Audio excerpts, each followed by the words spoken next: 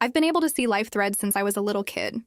I always saw them as stardust, long, entangled threads trailing after strangers on the street. My job was to steal life threads for wealthy clients. Harvey, a recent NYU graduate, had a life thread so long I was tripping over it, struggling to stay cloak and dagger. Admittedly, Harvey's thread was beautiful, a trail of stars tangled around his spine, separate threads branching out behind him. He was in high demand. "You're following me."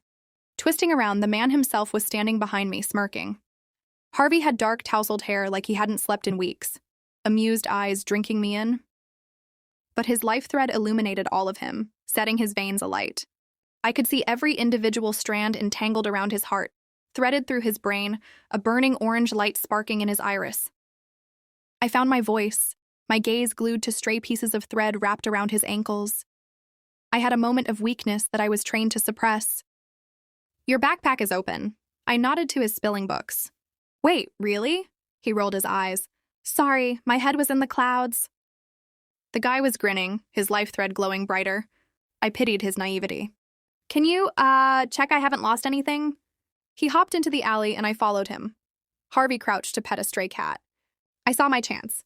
Pulling my gun from my jeans, I stuck it in the back of his head. Life thread is alive. It's the beating heart to the human body. So I had to treat it gently. Knees.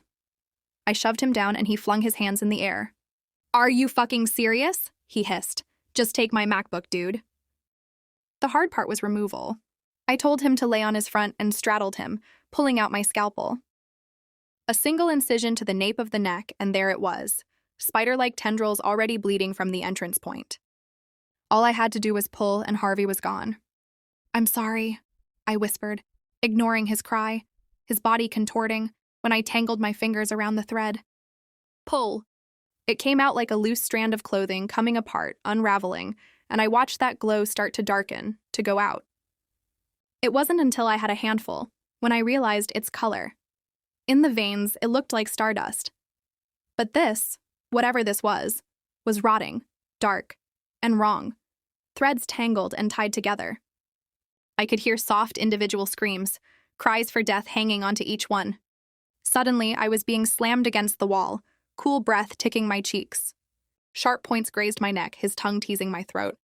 His laugh was hysterical, his life thread already mending itself, igniting in his eyes. "Oh," I thought when his teeth penetrated, and my own life thread dripped down my skin and dissolved. So that's why his thread was so long.